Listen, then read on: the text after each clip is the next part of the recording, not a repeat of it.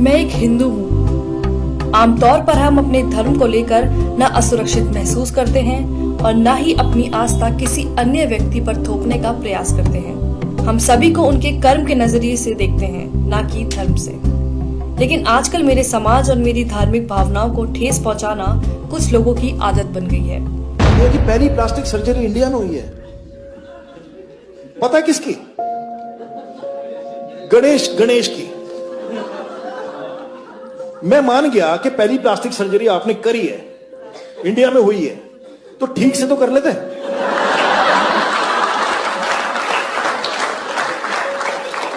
इसको देख के तो यही लगता है कि गांजा फूक के नहीं करना चाहिए सर। क्या ये इन्हें किसी तरह से ज्यादा बुद्धिजीवी बनाता है? आपको ऐसे बहुत से वीडियो मिल जाएंगे जिसमें कॉमेडी के नाम पर लगातार हिंदू धर्म और हिंदू देवी देवताओं का मजाक उड़ाया जाता है। Indian women just celebrated Karwa Chauth, or as I like to call it, Karwa. और सबसे ज्यादा अचरज की बात तो ये है कि इनकी कॉमेडी में जो आम बात है वह हिंदू है। like इसमें हिंदुओं को जिंदा जला दिया। It's like, fuck, that's bad. मरने के बाद जलाते ना।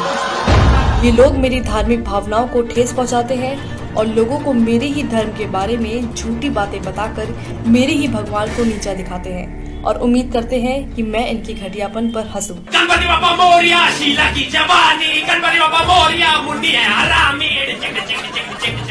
At one point we just start banging our nipples for some reason. मेरा भगवान आया 1.5 दिन के लिए, मेरा भगवान आया 3 दिन के लिए, बाजू वाले का 5 दिन के लिए, बाहर के मंडली का 7 दिन के लिए। भुगतान नहीं है क्या यार इन लोगों को? पहले मुझे लगता था कि ये लोग मोदी सरकार के खिलाफ हैं और उनका विरोध कर रहे हैं, लेकिन अब मेरे साथ साथ बहुत से लोगों को ये पता चल चुका है कि ये लोग सरकार के साथ साथ मेरे धर्म को भी नीचा दिखाने की मंशा रखते हैं। एक पवित्र विश्वास को खत्म करना चाहते हैं। मेरे विश्वास और गर्व को नीचा दिखाकर खुद की मान्यताओं को ऊंचा करना चाहते हैं। कॉमेडियन सुरलीन कौर इस्कॉन को मानने वालों की तुलना पॉर्न से कर रही है।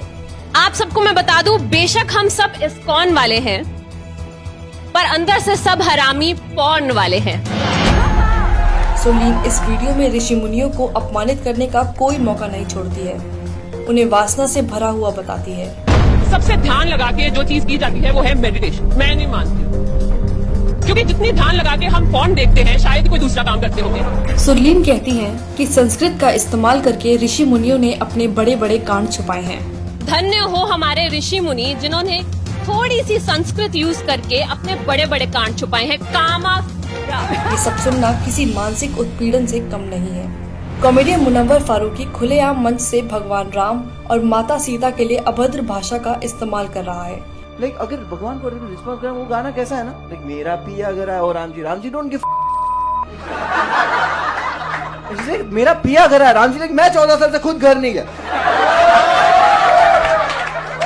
एंड अगर सीता ने सुन लिया तो वो तो डाउट करेगी।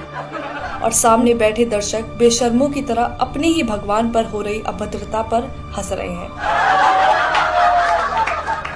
इनके लिए कितना आसान है हिंदू देवी देवताओं का मजाक उड़ाना, लेकिन जब बात किसी और धर्म की आती है तो इनकी जुबान पर ताला लग जाता है। मुझे समझ नहीं आता कि इन लोगों को हिंदुत्व और मोदी सरकार एक दूसरे के पर्याय क्यों लगते हैं और राजनीतिक पार्टी का मजाक उड़ाने की आड़ में मेरे धर्म का मजाक क्यों बनाते हैं।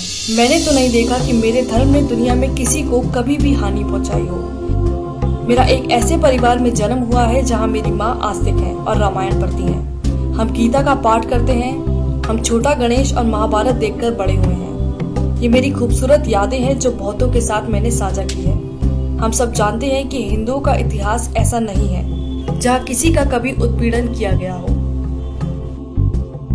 लेकिन ये लोग अभिव्यक्ति की आजादी के नाम पर हर दिन मेरी आस्था को कुचलते हैं। ये लोग कलात्मक आजादी की बात करते हैं, लेकिन इनकी कलात्मक आजादी तब कहाँ चली जाती है जब बात किसी दूसरे धर्म की हो।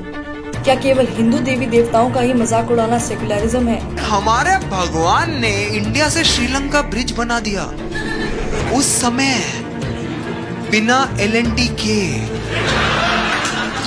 क्या अभिव्यक्ति की आजादी के अधीन केवल हिंदू देवी देवता ही आते हैं? क्या इन लोगों ने सिर्फ हिंदुओं की धार्मिक भावनाओं को ठेस पहुंचाने और हिंदू देवी देवताओं का अपमान करने का बीड़ा उठाया हुआ है? मेरे ख्याल से एक कॉमेडियन का काम मजाकिया चुटकुले बनाना है जिसे लोग सच में समझ पाएं और जिससे उनका मनोरंजन हो, लेकिन मनोरंजन के नाम पर केवल एक धर्म की आस्था और मान्यताओं को गाली देना, उसको लेकर भद्दे शब्दों का इस्तेमाल करना, ये किस प्रकार की कॉमेडी है। और विडंबना की बात तो ये है कि ऐसा करने के बाद भी अंत में ये लोग हिंदुओं को ही असहिष्णु घोषित कर देते हैं।